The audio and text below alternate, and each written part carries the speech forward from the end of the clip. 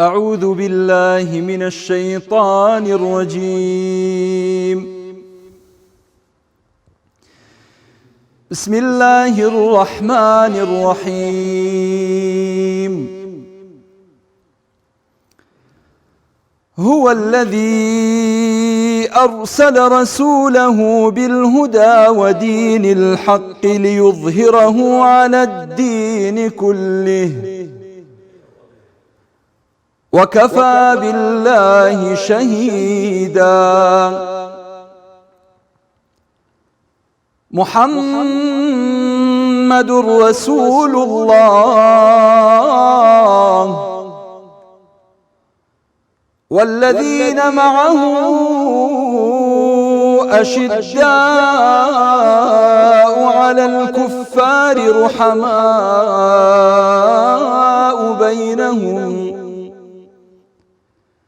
تراهم ركعا سجدا يبتغون فضلا من الله ورضوانا سيماهم في وجوههم من أثر السجود ذلك مثلهم في التوراة ومثلهم في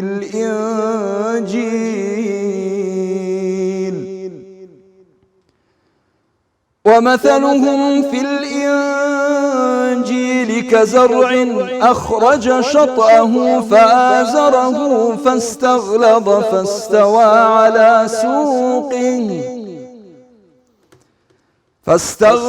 فاستوى على سوقه يعجب الزراع ليغيظ بهم الكفار. وعد الله الذين آمنوا وعملوا الصالحات منهم مغفرة وأجرا عظيما. صدق الله العظيم.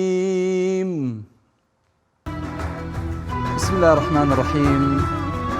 اللهم صل على سيدنا محمد وعلى آل سيدنا محمد.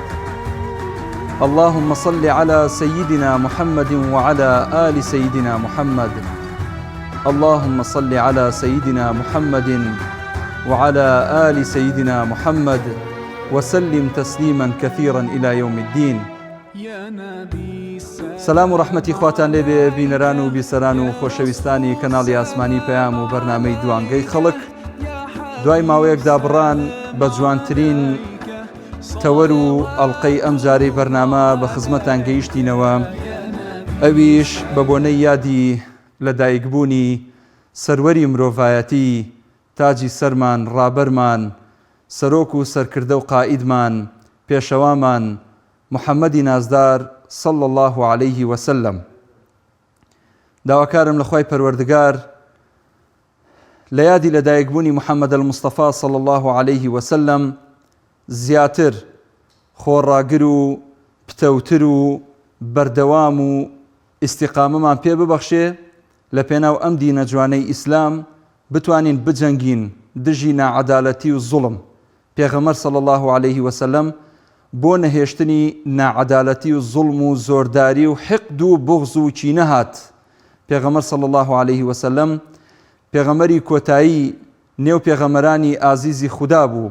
بۆیە لەوە دڵنیابن ئەگەر بمانەوێ شێوەنکەوتەی ئەم پێغەمبەرە نازدارە بین صلى الله عليه وسلم، گرنگترین کارێک ئەوەیە دەست بگرین بە سونەتەکەیەوە، ئەو کەسە ببوغزێنین کە پێغەمبەر صلى الله عليه وسلم بوغزاندوێتی و ئەو کەسەشمان خۆش بوێ کە پێغەمبەر صلى الله عليه وسلم خۆشی دەوێ. بۆیە جوانترین پیرۆزباییتان ئاراستە ئەەکەم، داواکارم لە خوای پەروەردگار لە هەموو لایەکی پیرۆزکە ئەم یادە مەزن و پیرۆزە. ئەوانەشی پێیان خۆش نییە و لەم یادەیە لەگەڵمان نین. بەڕاستی دەستەواژەیەک هەیە زۆر جوانە، ئەویش دەستەواژەی بەڕێز مامۆستا عەلی باپیرە سەرۆکی کۆمەڵ کە فەرمێ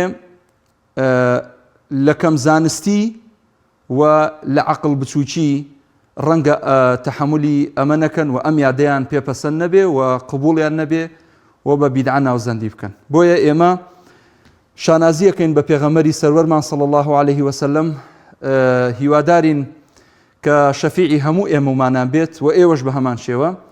جوانترین دەستپێک لەم بەرنامەیە ئەوەیە کە هەر بەڕێزێک پەیوەندی کرد بە بەرنامەکەەوە پێش سەلام و کەلام پێشەوەی بچینە سەر تەفاسیل و قسەکردنی زیاتر سەڵاواتێک پێشکەش بە محەممەدی نازدارمان بکە عەلەیهی سەڵات وەسەلام، ئەمجا چینە نێو بەرنامەکە واتە هەر بەڕێزێک هەر خۆشەویستێک هەروتی سەلام عەلەیکومیان ئەلو ئەم کاتتان باش بە سڵاواتێک دەست پێ بکە، دواتر ئەچینە نێو ناوەڕۆکی بەرنامە و لە خزمەتانە بم. هەڵبەتە کۆمەڵێک ئەزیز و خۆشەویست کۆمنتیان نووسیوە، کۆمنتەکانیش ئەخوێنینەوە و ئیشەڵا درێخی ناکەین لە ماوەکانی داهاتوو بتوانین تەواوی ئەو کاتێک کە هەمانە لە پێغەمبەر لە خزمەتی پێغەمبەری ئازیزمان صلی الله عليه وسلم تەرخانی بکەین. ئەم بەرنامەی ڕاستەوخۆ لە تۆڕی کۆمەڵاتی فەیسبوک بۆ ئێوەی ئەزیز دەگوازرێتەوە. داواکارم لە خوای گەورە ئینشاءالله کاتەکانمان سوود بەخش بێ بۆ هەموو لایەک و سپاسی هاوکارانم ئەەکەم لە پشتی کامێرە و بەشی دەرهێنان بۆ جوانتر بەڕێوەچوونی بەرنامەکە. ئەچمە لای پەیوەندیەکان. ئەمجا پەیوەندی یەکەم وەرەگرم. کاک عەبدوڵڵا لەسەر هێڵ بوو. باوکی عەبدوڵڵا لە هەولێرەوە. باوکی عەبدوڵڵا فەرموو. السلام عليكم ورحمة الله وبركاته. وعليكم السلام ورحمة الله وبركاته. اللهم صل على محمد وعلى آل محمد صلى الله عليه وسلم. صلى الله عليه وسلم. لأخوة جورا وكارم أودو مساواة جوانيك لسرشا الشيخ خواهي جورا دوري كلاقي دوزاخ يا رب. ولبناي خواهي جوراش خوشم ديكاك يا رب يا الله. منیش ئێوەم زۆر خۆش ئەوێ خواهی گەورە هەمیشە خۆشەویستی لای خۆی و خەڵکتان بکە ئینشاءالله. سپاستانەکەم سپاسێکی بێپایان. اللهم آمين. والله كاك محمود براسي دری دێتن جورئەتی دێ بەرامبەر ئەو پێغەمبەر صلی الله عليه وسلم کە ئابراهەم خۆی دەبڕی برێ خۆشم دێ.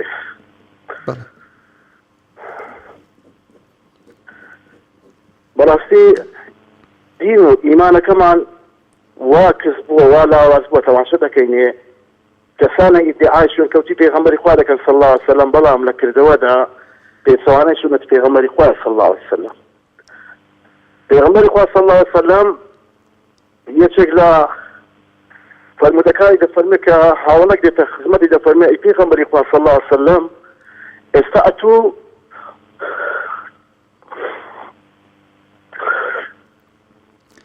بەڵێ باوکی عەبدوڵڵا بەردەوام بە.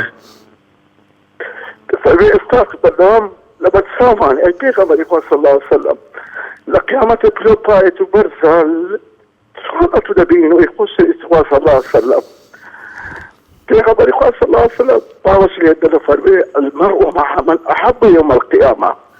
لخوای گەورە داواکارم خوای گەورە ئەو خۆشەویستەمان لەناو درەکان مان دووپات و سێپات بکاتەوە. بەڕاستی ناتوانم باسی پێغەمبەری خوا بکەم صلی الله عليه وسلم. السلام عليكم ورحمة الله وبركاته. وعليكم السلام ورحمة الله وبركاته. بارك الله فيك باوشي عبد الله. المرء مع من أحب. يا رسول الله ئێمە زۆرمان خۆشەوی هیوادارین ئینشاءالله تۆش ئێمەت خۆش بوێ هەروەها لە دەرگای ڕیان و فیردەوسەوە بەدەستی مبارەکی خۆت بەرەو بەهەشتی نەبڕاومان ببەی ئینشاءالله یا رب. باوکی ڕیان لە شارە زوورە وەرەگرم. اللهم صل على محمد وعلى آله وصحبه أجمعين. آله وصحبه وسلم. فرمو باوکی ڕیان فرمو.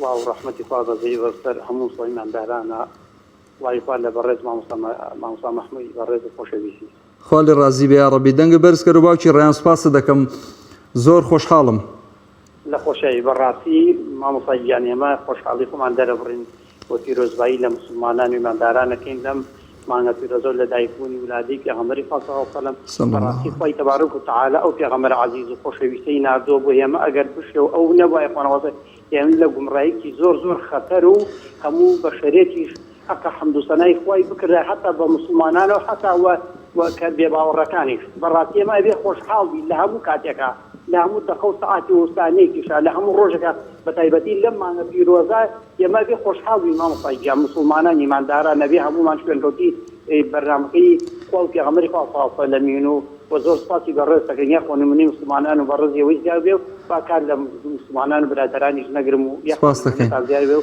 بەخواتان نەسپێنم انشاءالله ماڵ خوا پاداش دەباتەوە. سپاس بۆ باوکی ڕێیان، موفق و عاقبەت خێر بی برام، خوا ئاگادارت بێت چمە لای دایکی بینایی لە السلام پێنجێنەوە. عليكم كاك محمد جان. وعليك السلام ورحمة الله. دایکی بینایی اللهم صل على محمد وعلى آل محمد. في الأسبوعين يا دجوانة عن ليتم لێوەش پیرۆز بێ إن شاء الله. يا صاحبي قولة محفوظ كمان دريش كان إن شاء الله. آمين يا رب. خواهي قولة إن شاء الله يا دو بونو مناسباتي فكري كائنات بيت معي خير وخوشي بو بزلاج إن شاء الله. يا رب يا رب يا الله آمين إن شاء الله.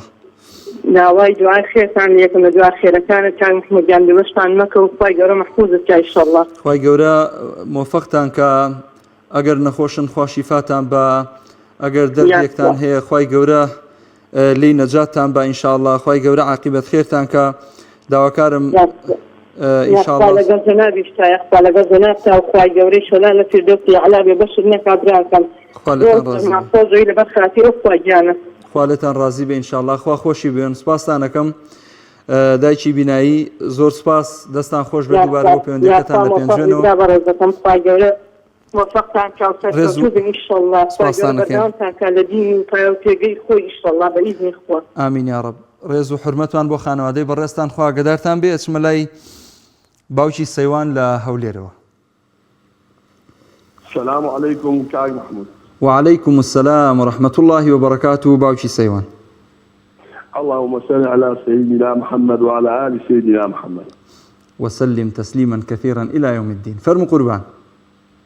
شاود ما تسكم والله أجمع زالم دي بشيء قسم هي بيكم درباري أو روجا بيروسا لخدمتين خدمة ليموا من زور خوش حالم بو أو روجي كسبي واتا روجي دوشما كروجي فخري كائناتا من دلخوش بوتشتا بلام يكتز دلخوش مين لبر أوي أجابونيك حزبي يا بوني دكبي همو صرفنا كان لا في تو زرق ورقة لبر أوي أو روجة لهمو روجة في روستلا تيس تشتيق ونكرا كلا نارم نكرا بلام أوي من دم نكرا بله شو بوتي لهمو كولان ودكان وسبز شقا مكان بوتي لا في تلي ندرا بناو أو روجا بوتي حطيكي بوناكري بوتي لهيش بازار كان سمايا كي بقودني خو هيز روجا كاك محمود لو روجا مهم وفيروسني لا بيغمان كاك محمود بوبو مدلين ولو دوية مدو جيجنان هي جيجني قربان ورمضان درين جيجني نوروز كي جيجني كردان علين جيجني كردان ورقص وخورود كدنو فصادي درست به بلان بو او روجا بيروز عالم سعادك لخوها الناس بوتي بو روجي نوروز من نارم بادرتن بلام روجي نوروز نكرايا او هاي بو بكي بياني بزانا كاك محمود او قصي من بشار كبزا كسيك او يبو اكا جوانا بيدلي والله من قيسين كردوا بريانين كردوا بو نوروز جيجني كي كردانا اي بوست بيناي كي روجيكي قال بيروزا إذا من أو آخر ما يهيس كآخر شمية فين خوش خلقك كبا خوب تيتوا بزاني بياني جزنيتي بياني خوشيتي دەستەکانت خۆش بێ. باوکی سەیوان تێبینەکە زۆر جوانە، هیوادارین خەڵکی خۆشی خۆیان دەرببڕن بەم ڕۆژە پیرۆز و مبارەکە. سپاس دەکەم دووبارە، خۆشحاڵ بووم بە پەیوەندی بەڕێزت. کاک جەلیل حەمە ساڵح وەرەگرم لە سێسایەقەوە. کاک جەلیل گیان فەرموو. السلام عليكم. وعليك السلام ورحمة الله وبركاته. البيروزاي لو برنامج وانا كما وصيان يك صلوات ما بولي بكا جليل جان. اللهم صل على محمد وعلى آل محمد كما صليت على إبراهيم وعلى آل إبراهيم. بارك على محمد وعلى آل محمد كما باركت على إبراهيم وعلى آل إبراهيم في العالمين إنك حميد مجيد. أي بارك الله بارك الله. دسكانت خوش به. فرمو قربان فرمو. نعم سيدان أنا باتيك بخشان تان تسكم لخدمتها إنجمان ليه تفرمو ليادي مولود صلالك لكردستان هو صلالك لقرمياني قلطة وقريان فالستان هو صلالك لنوكاني كاباني كردي وبابك علمان صلاح الدين أيوبيو زانایی پایە بەرزمان ئیبن خەلەکانەوە سڵازێک لە شارەکەی دایکی شەهیدان هەڵە بجەیکی نیابارانەوە سڵازێک لە شارە زۆری شاری تەکیە و مزگەوت و خانەقاکانەوە سڵازێک لە شارەکەی مزەفەرەدین شاری هەولێری مەودستانەوە سڵازێک لە شاری شێخ مەحموود شاری سلەیمانی ڕۆشنبیرانەوە سڵازێک لە شاری کەرکووک شاری قەڵا و منارە و شاری مێزەر سپیزانایانەوە سڵازێک لە دەبەری هەدووەک شاری بۆکی کوردستانەوە وەک ڕێژنەی ڕەحمەت بڕێژێت بەسەر گیانی محەممەد گیانەوە هەناسەکەم محەممەد گیان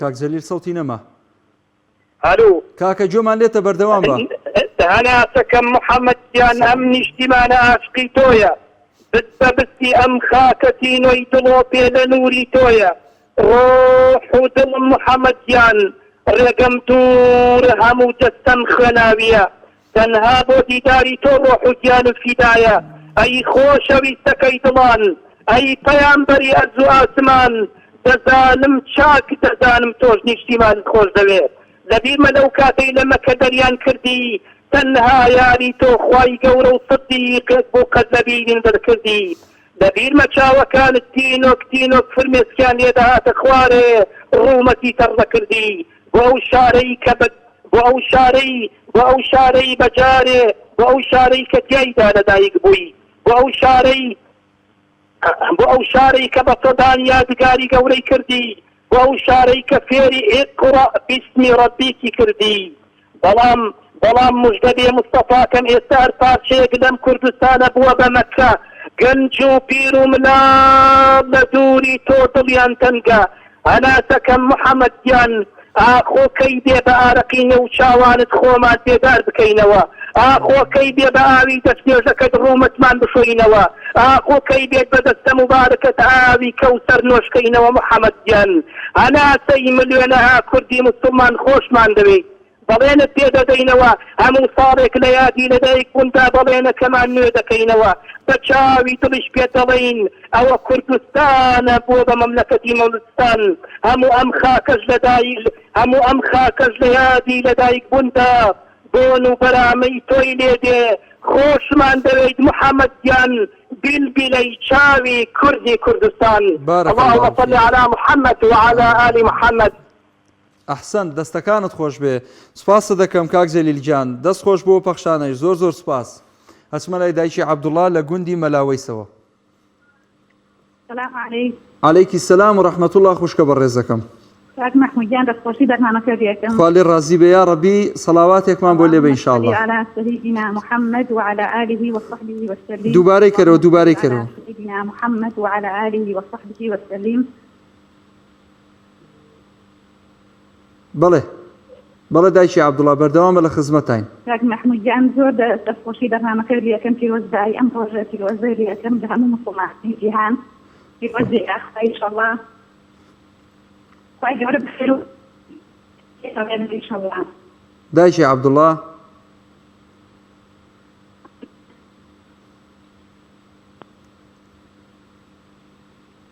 دایکی عەبدوڵڵا کاک مەحموود دەستخۆشی بەرنامەکە لێەکەم لە تەلەفۆنەکەی گوێم لێ بگرە سوپاسە دەکەم منیش دەستخۆشی لە جەناب دەکەم پیرۆزدای ئەم ڕۆژە پیرۆزە لە هەموو مسڵمانانی جیهانەکەین بەڵێ گەورە بیکاتە خۆش هەموو مسڵمانە ئینشاءڵڵا ئینشاءڵڵا دەست و چاوت خۆش بێ دەستەکان و خۆش بێ وڵا دەبیاری پێغەمبەر صلی الله علیه وسلم و زۆر پیرۆز بێ لە هەموو مسڵمانان خوای گەورە بیکاتە مای خێر و خۆشی بۆ مسڵمانانی جیهان ئامین یا ڕەبی ئامین ئینشاءڵڵا خوا لەگەڵا بێ و خوا حافیظ بێ لە ئەمانەتی خوارەوی خوا لێ ڕازی بێ و خوا ئاگادارت بێ یا ڕەبی کۆمار لە سلێمانیەوە کا کۆمار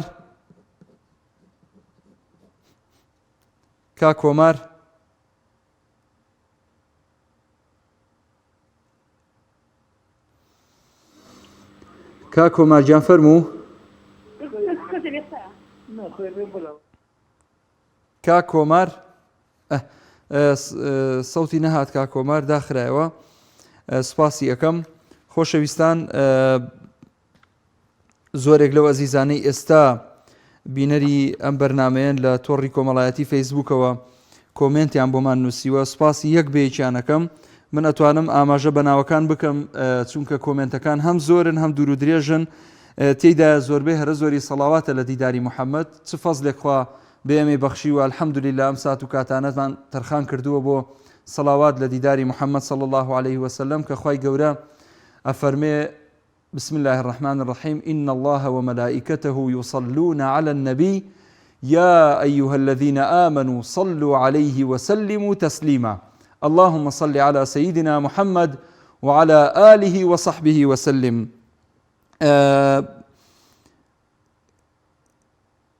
باشا دایکی دیار لە هەولێرە وەرەگرم دواتر باوکی مەڕوان لە کەلار وەرەگرم دایکی دیار لە هەولێرەوە دایکی دیار السلام عليكم. وعليك السلام ورحمة الله وبركاته. اللهم صل على سيدنا محمد وعلى آله وصحبه وسلم. أي بارك الله دەستەکانت خۆش بێ. چیت هەیە بۆ ئەم ڕۆژە پیرۆزە چۆن خۆشەویستی خۆت دەرەبڕی دایکی مدينة بسجاني فاتح پیغمبر صلى الله عليه وسلم. پیرۆزبایی لە هەموو مسلمانان و لە تایبەتی ساری هەولێر و هەموو جیهان دەکەم ئینشاءالله هەموو ساڵێها بەخۆشی یاد بکەینەوە. موفق بی یا ربی ئینشاء الله سپاسی جەنابیش دەکەم خوای گەورە لێ ڕازی بێ بەرنامەکەش بێ بەکەم سپاس بۆ پەیوەندەکەی جەنابیشت منیش دەستخۆشی لە تۆی بەڕێز دەکەم هیوای لەش ساغی و سەلامەتیت بۆ خوازم دووبارە درست لە هەولێرەوە تاکو مەدینە ڕۆژانی فاتح پیغمبر صلی الله موفق بن خەڵکی هەولێر هەمیشە دۆستی محەممەد المستەفا بوون صلی الله عليه وسلم هەمیشە هەولێر و خەڵکی هەولێر و ناوشاری هەولێر و هەڵبەتە ناوچەکانی تریش بەڵام هەولێر بە تایبەت ساڵانە بایەخێکی زۆر بەچێژ و بەتام و تایبەت بە یادی لەدایکبوونی محەممەد المستەفا ئەدەن صلی الله عليه وسلم بە تایبەت لە بەردەم قەڵاو لە نێو بازاری شاری هەولێر خەڵکەکە هەمیشە سپاس بۆ تۆش وعلیکم السلام ورحمة الله وبركاته هیوای لەش ساغیش بۆ ئێوە خوازم ئەچمە لای باوکی کاک مەڕوان لە کەلارەوە باوکی مەڕوان لە کەلارە سلام باوکی مەڕوان وعلیکم السلام ورحمة الله وبركاته دەستخۆشی بەرنامەکەتان کاکە مەحموود گیان خوا لێ ڕازی بێ یا ڕەبی ئەی گەورە سەرکەوتوتان کە دەستخۆشی بەرنامەکەتان لێکەم بەڕاستی ئەمە هەموو کاتێک هەر لە یادی لەدایک بوونی پێغەمبەری خوای صلی الله علیه و باوکی مەڕوان سەڵاواتەکەت لەبیر چوو سڵاوەتدان لەسەر پیاغەمبەری خواستم حەز دەکەم پادشایێک سڵاوەتدان ئەی محەممەد ئەی کەنێراوی خوایەتی ئەی محەممەد ئەی کەنێراوی خوایەتی ملیارەها ملیۆنەها درود و سەڵاوی خوات لەسەر سەروەرەکەم سەردارەکەم ئەی ڕەفیقی گەلەوێڵە هەزارەکەم ئەگەر ئەمڕۆ لە کوردستان گشت معنای فەرموودە پیرۆزەکان بزانرایە ئەگەر ئەمڕۆ لە کوردستان گشت معنای فەرموودە پیرۆزەکانت بزانرایە کەس دەیگوت بۆ مافمان نییە خاکمان نییە ئاومان نییە پەرچەمی یەکگوتی خوای گەلمان نییە کاکە مەحموود گیان ئێمە هەموو کاتێک هەر یادی پیاغەمبەری خواکەی تەواوەن موفق بی یا ڕەبی ئەو پێشەوە قائیدە سەروەرە بەڕاستی ئێمە هەموو کاتێک هەر محتیاجی فەرموودەکانی ئەوین هەموو کاتێک ئێمە محتیاجی ڕەوشتە بەرز و پیرۆزەکانی محەممەدین درود و خوای دەست خۆش ئەحسەن داواکارم لە خوای پەروەردگار وەک لەم دنیاە ئەو بەخشەی پێ عەتا نەکردین ئەو سەروەریەی پێ نەبەخشین کە هاوڵی پێغەمبەر بین صلی الله عليه وسلم ئینشاءالله لەو دنیا بمان کات بە هاوڵی محەممەدی نازدار خۆشی بەرنامەکە دەنە کاکە مەحموود گیان یەخوا سەرکەوتوو بن هەموو کاتێکتان هەر خۆشی و شادی بێ ئینشاءالله خوا ئاگادارت بێ سپاسی جەناب دەکەم باوکی مەڕوان خوا حافیزت بێ ئەچمە لای کاک ئەبوبەکر لە ژاراوە السلام عليكم. وعليكم السلام ورحمة الله وبركاته. باشا أخواتان. خالي الرازي بيه صلوات لي دي. خوات سلامتك يا ربي. اللهم صل على محمد وعلى آل محمد كما صليت على إبراهيم وعلى آل إبراهيم. اللهم بارك على محمد وعلى آل محمد كما باركت على إبراهيم وعلى آل إبراهيم في العالمين إنك حميد مجيد. راسي يالي لدايك من پیغمبر صلى الله عليه وسلم الهم مسلمانان پیروز بيت بتعبتي لمسلمانان كردستان خواهي جورا إن شاء الله لروج قيامة بدستي أو الحوزي كوثر عود أخوينوا جوانا دستكانت خوش بإن شاء الله خواهي قبل دعاء لي قبول لك إن شاء الله خواهي سلامتانك خواهي عدلتانك خواهي مفقتانك إن شاء الله ملاك دستكانت خوش بسپاس بوتو سلامتك خواهي قدار تاميش موفقتك أخوة أقدارت بيا ربي أتشملاي كاك محمود لدهوكوا كاك محمود قطع بووە بەداخەوە هیوادارین پەیوەندی بکاتەوە ئینشاءڵڵا کاک محمود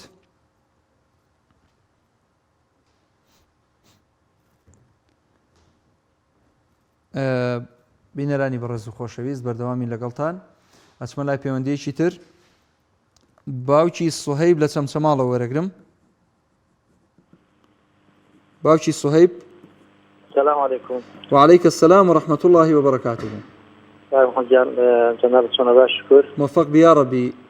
اللهم صل على محمد وعلى ال محمد كما صليت على ابراهيم وعلى ال ابراهيم انك حميد مجيد. بارك الله فيك. دست كانت خوش بك. وفيك خلي الراجل ان شاء الله. لما صيب شلون خوش استخوان الله سلام در برين. براسي معلمي جنابته معلومي هم مسلماني بشكل بس يقولك اويا كفوش استي بريتي مين اللي كواتو نقل سكرتي بكيت خلاف المولود بكيتنا خوش توستي وفي الله سلام عليك الشن في مكيف كي براسي جيد أخا جيدة في قرص سالم حالاتي إساءة كأدمي مسلمانان التي وجه خرافة أجين يعني توستك كسانش علماني كسانش بيدين وكومونيست خوان هلا بجيرين بيشتزار كهزار كزنجي أنا داو لا شغل أمتي محمد أشياء بتسبيحك وسبحان الله وتعالى سبحان الله حارينيا يعني بداخل وما الورش كان برايك خوش يستم كاتش شنو الله بفلا اگر خصوصا مدعي ونونا بمالك سن كرويشان هو ناي محمد وبندان عندنا تاكيان مالن محمد في بلد محمد هناي كذولا قربان زين كلا محمد ناي خويا والله تدمر هذا بداخل خلقوا كيز محمدنا ناس كذا تليفوني كردوا للسعوديه لكاجي عمره حاجه كاكل كلا لا قبركي خوام انا بخوا يعني براسي خلدين حاليني براسي تيجي تجاري تربوي لدين حالين اما ان الجهادي كده ما نخلص كده بكته ما في غمر ناسي وصلى الله عليه وصحبه وسلم دستكانت خوش به باوکی سوهیب موفق بیبرام تبینیکی جوان بو بیرهنانویکی زور لزی خوی بو عاقبت خیر بی انشاءالله اچمە لای کاک پۆڵا لە هەولێرەوە کاک محمود ئەم کاتت باش درودی خوا لەسەر پێغەمبەری خۆشەویست و پایەبەر محمد درودی خوای لەسەر صلى الله عليه وسلم سپاس بۆ جەنابەت بەڕێزم یادکردنەوەی پێغەمبەر بە سۆز و عاتیفە نابێ بە سۆز و عاتیفە نابێ بە دابەشکردنی شیرینی و پاقلاوە و دەفلێدانیش نابێ یادکردنەوەی مێژوو سیرە و ڕەوشتە بەرزەکانی بێ دەبێ پەیامێک بی بۆ یەک خستنەوەمان بۆ یەک ریزیمان بۆ ئەو پەیامەی کە بەرەو ئاراستەی یەکمان دەباتشی ستەمکاری و نادادی نەک بە سۆز و عاتیفە بێ وەک خوای گەورە لە قورئان بە پێغەمبەر دەفەرمێ درودی خوای لەسەر بێ وەما ئەرسەلناکە ئیلا ڕەحمەتە للعالەمین کەواتە ئێمە دەبێت داوا لە خوای گەورە بکەین بەخشندەی خوا ڕەحمەتی خوا بۆ سەر ملەتی کوردیش بێ نەک وەک ئەوەی عەرەبەکان هەر بە مافی خۆیان دەزانن سپەممان لێ بکەن تورکەکان فارسەکان بۆیە کە دەڵێم بە سۆز و عاتیفەوە نابێ دەبێ ئێمە پەیامە ڕاستەقینەکەی وەرگرین داوا لە خوای گەورە بکەین پەنا بەخوا بگرین لە نیفاقی دووڕووی عەرەب ئەوانەی دەستەمان لێ دەکەن شار و شارۆچکەکانمان وێران دەکەن نابێ سەرکزانە بڵێن ئەوانیش برامانن نەخێر سەردەمی سۆز و عاتیفە نەماوە سەردەمی تێگەیشتنە بەرزی پەیامەکەیە کاتێک کە تورکێک داچێت براکەم دەکوژێ خاکەکەی دەسووتێنێ بە چ ڕوویەکەوە شایدی بە نەحەقی بۆ بدەم پێی بڵێم موسڵمانە کە عەرەبێکی حۆزە حەویزە پێ خاکی پیرۆزی کەرکووک و مەخمور و شەنگالەکە و گوڵاڵەکەم لێداگیر دەکا نەخێر هەزاران جار نەخێر ئەوانە برای ئێمە نین بۆیە دەبێت دوورکەوینەوە لە سۆز و عاتیفە بەرەو پەیامە ناخە پیرۆزەکەی دادپەروەرەکەی کە خوای گەورە لە قورئان ئاراستەی کردووە بۆمان دەبێت شایەتی بەوە بدەین نابێت سەرکزانە داماوانە دەست بە ئەژنۆ بوەستین ملەتی کورد لە نێژە سەلماندوویەتی ملەتێکی ڕاستگۆ بە لەگەڵ خاک و دینەکەی بەڵام داخەکەم ئەوەی دەکرێت دەربارەی یادکردنەوەی پێغەمبەر درودی خوای لەسەر بێ مەلاکانی فەیسبوک مەلای فەیسبوک دوو بەچیان دروست کردووە دوو ئاراستەی پێتەوانەیەک دژیەک ئەمەش لە سوودی چێە لە سوودی دوژمنانی ئاینەکە و ملەتی کوردە بۆ یەرەک داواکاری هەیە بۆ ساڵی ئایندا بەڕێزان یەکێکی زانایانی موسڵمانی کورد ساڵی ئاینده هیوادارم ئیسماعێکی زانایان هەبێ یادکردنەوەکەی چۆن بێ بە چ شێوازێک بێ بۆ ئەوەی ئێوەش دوورە پەرێز بن وەکو سیاسیەکان وەکو حزبەکان فەرتەوازەمان نەکەن خاکەکەمان لەبیر بچێتەوە نیشتیمانمان لەبیر بچێتەوە ئاینمان لەبیر بچێتەوە دووبارە دەستخۆشی لێ دەکەم دەستی تۆش خۆش بێ زۆر سپاس کاک پۆڵایجان مۆفەق بیبرام خوا ئاگاداری جەنابەت بێ چمە لای کاک دڵدار لە سۆرانەوە کاک دڵدار السلام عليكم. عليك السلام ورحمة الله وبركاته. باش بلا برزم حالك. باس دكم كاك دلدار صلواتك ليدة لديدار محمد صلى الله عليه وسلم. اللهم صل على محمد وعلى آله وصحبه أجمعين. بارك الله فيك. بلا برزم والله بسيارك ما يبكرتي. بلا جان. الله إن شاء الله خوش علي راسخينا ومسلمان بولي سلمان لأنه رجلي للروج دواعي. بله. والله ما يكفي لكن قلت قمانا ما يلزنابتي بكم آية رجل ذا يبوني پیغمبر عيسى عليه السلام كرجل ذا يبوني دي عيسى كوري خوايا زائزني رجل ذا يبوني ويبكم بلان كتي استا رجل ذا يبوني پیغمبر محمد المصطفى صلى الله عليه وسلم خواهي لسربي وشي بالعجل تستاوم بالعنية پیغمبر صلى الله عليه وسلم خواهي لسربي فرمي بصلاة ودن يادم بكن بمولود مكة إيماش بصلاة ودن يادي مان كردوه دي خلق كان نازانم بمولود وبتخلع توزيع كردنو بكيك وشربت ونازان بتو كاك دلدار چکلێتێک ئەگەر بدرێ بە تۆ لەو ڕۆژەیە یان نانێک لەو ڕۆژەیە نانێکی خۆش بخورێ ئیشکال لەمەدا چیە ئیشکال یعنی ئیشکالەکە چی ینی بۆ خراپە مەسەلەن نیسا تۆ چکلێتێک شیرینیە خۆی بۆ خراپە ینی بۆ ئەمە پێی بوترێ بیدعا مەسەلەن بۆ وەکو هاوشێوەی بۆ نمونە جەژنی ڕەمەزان جەژنی قوربان بۆنەیەکی ئاینی بۆنەیەکی نیشتیمانی هەر بۆنەیەکی تر ئەمە ئەگەر ئینسان دڵخۆشیەک دەرببڕێ بەوەی کە ڕۆژی لە دایکبوونی پەیامبەرەکەیەتی زەرەر لەمەدا چیە زەرەر حەزەکەم زەرەر و قازانجەکەی لە یەک بدەینەوە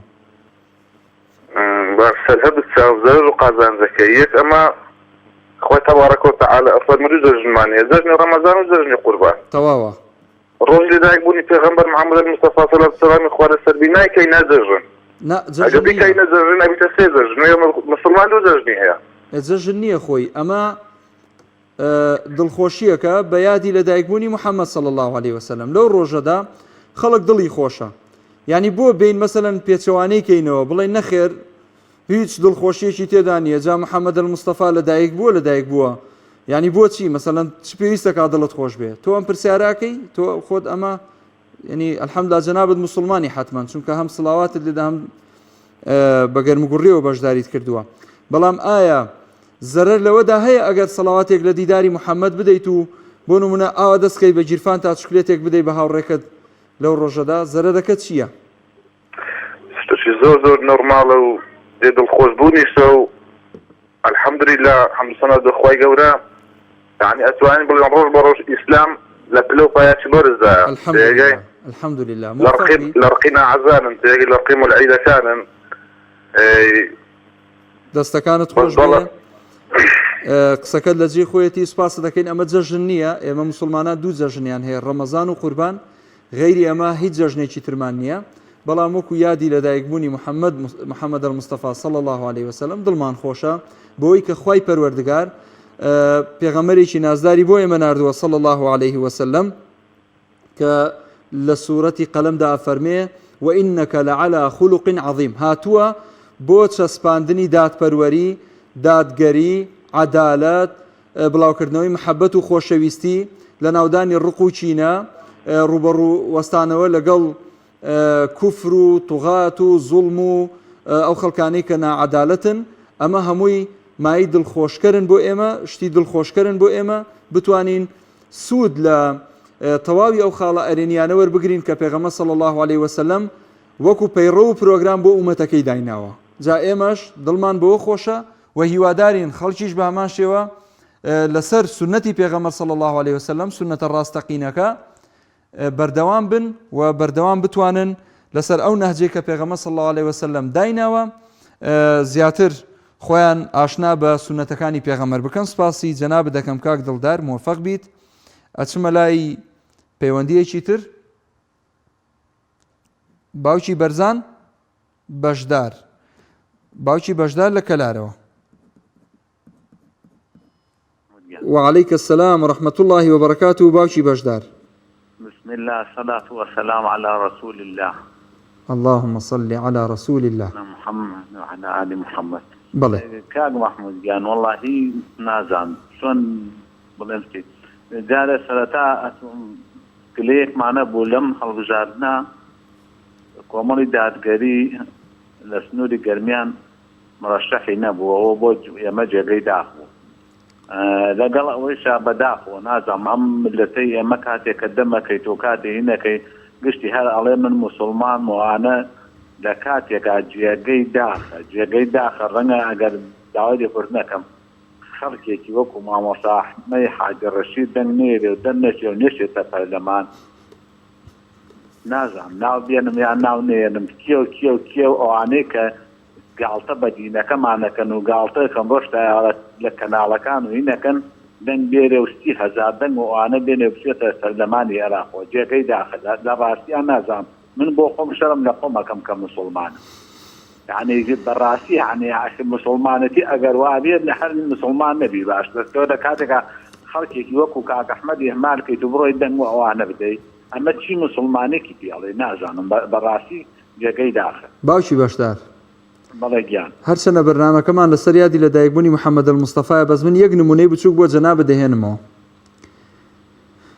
تەمان ئەگەر ئیزن بەی باشە بەڵێ لە خزمەت ئەو کەسەی کە لەسەر نەهج و پرۆگرام و بەرنامەی دینی ئیسلام بەردەوامە بێ هەرگیز ڕێگە بە خۆی نادا پەنجە بۆ کەسێک مۆر بکە سەیری ئەم خاڵانەکە جگەرە چێژ بێ پەناگرم بەخوا مەشروب خۆر بێ داوێن پاک نەبێ حرام خۆر بێ والحاصل بە شتی خراپتر نەڵێم هەموو ئەم مواسەفاتە خراپانەی تیا هەبێ لەوە دڵنیا بێ ئەم کابرایە ئەم هەموو مواسەفاتە خراپەی تیا هەیە دەنگیشی پێ بدە سبەی دوو سبەی ئەم نوێنەرەی کە ئەم دەنگی پێداوە پەنجەی بۆ مۆر کردووە لە بچووکترین نوقتە کە دژایەتی خوای پەروەردگاری پێ بکە و دژایەتی دینی ئیسلامی پێ بکە و لەسەر پرۆگرام و دینی محەممەد المستەفا صلی الله عليه وسلم یەک نەگرێتەوە با لەوە دڵنیا بێ بەشدارە لەگەڵی شەریکێتی هاوڕێیەتی و پەنجەی شەهادەتی بۆ مۆر کردووە ئەویش بەشدارە لەوانەی لەو سەقەت و پەقەتیانەی کە ئەیکا هەر هەمووی لەوە گومانی نەبێ بۆیە ئەگەر مامۆستا ئەحمەدێک دەنگنێنێ فڵانێک دەرنەچێ ئەوەیەک ئەمە نەبێ بەڵام ئێمە دڵمان خۆشە کە خەڵکێکمان هەیە موسڵمانە الحەمدولله سەدا 98 و 99 ئەم خەڵکی کوردستانە 95 با بڵێن موسڵمانە الحەمدولله بەڵام تا ئێستا نازانێت چێ ئەکا بە نوێنەری خۆی ئەمە غەڵەتە خۆی ئەمە خەلەلەکەیە کە ئێمە هاوارەکەین ئەڵێن ئەمە ناعەدالەتیە کە ئەڵێن ئەمە غەڵەتە ئەمە سەقەتە ئەمە فڵانە ئەمە ئەوەیە خەڵکێک ئەڵێ ئێوە هەڵپەی پۆست دەکەن من هەڵپەی پۆست لەبەر خاتری ئێوە ئەکەم ئەگەر من هەڵپەی بۆ بکەم ئەگەر من بەتەما بم بچمە شوێنێک نوێنەرایەتی تۆ بکەم بۆ ئەم دینی ئیسلامە نوێنەرایەتی ئەەکەم بۆ ئەوەی شتێک نەبێ ڕوبەڕووی دینی ئیسلام بوەستێتەوە و سبەی دوو سبەی عەزیەتی ناخ و دەروون و خەڵکی کوردستانی پێ بدرێ بەڵێ کاکە مەحموود گیان قسەکانە لەسەر فەرمانە و جوانە بەڵامی تر ئەڵێکی بەداخەوە پیاوێکی وەک مامۆستا ئەحمەد یان وەک کاک زۆران ئەو خەڵکەی کە ئەبینین کە لەو دەنگ زیاتر تێرێت و ئەوانەی کاکسۆران دەنگ تێرێکیە و کاکسۆرانیشتیە بەداخەوە سەلام عەلەیکم وعليكم السلام ورحمة الله وبركاته وبارك الله فيك دەسەکان خۆش بێ باوکی بەشدار ئەچمە کۆتا پەیوەندی شکار لە کۆیەوە وەرەگرم. السلام عليكم.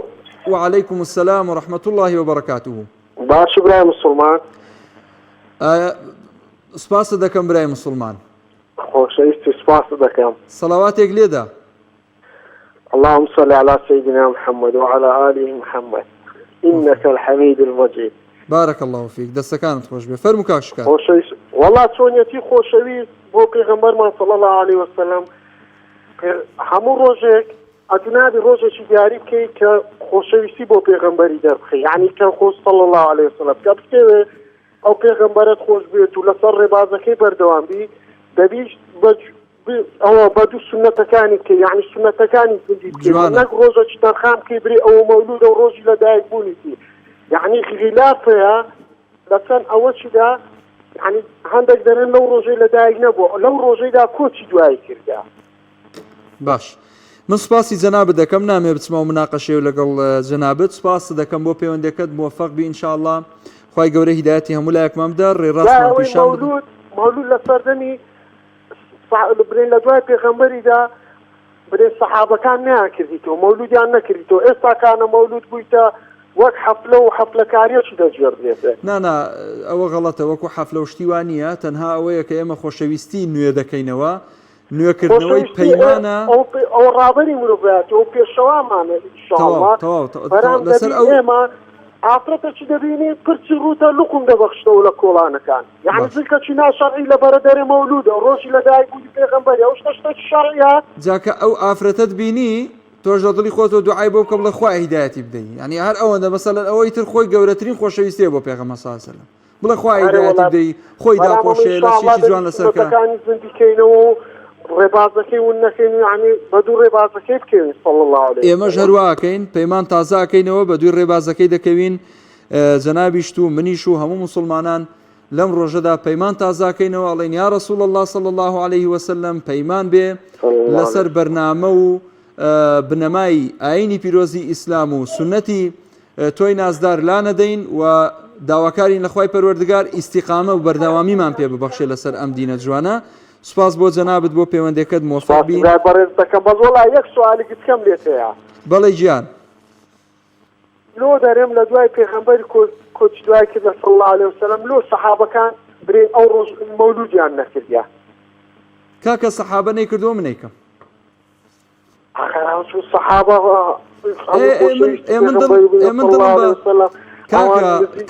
کاک بەشدار پێغەمبەری بووینە لۆ مەولودیان نەکردێ لۆ ئەمە کاک بەشدار کاکە گیان ئێستا من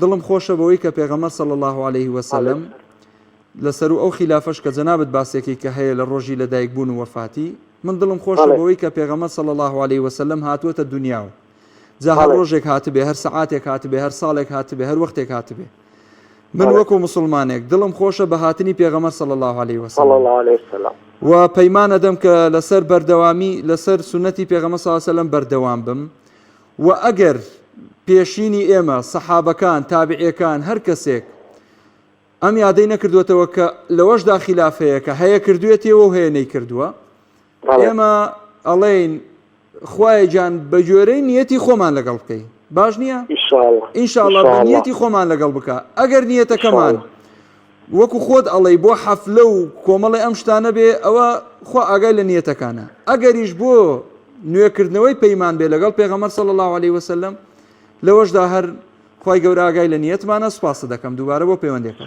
سپاس دەکەم برا گەورەی گەردەنم ئازاکە گەردەنەت ئازا بێ برای گیان موفق بی خوا ئاگادارت بێ یا ڕەبی.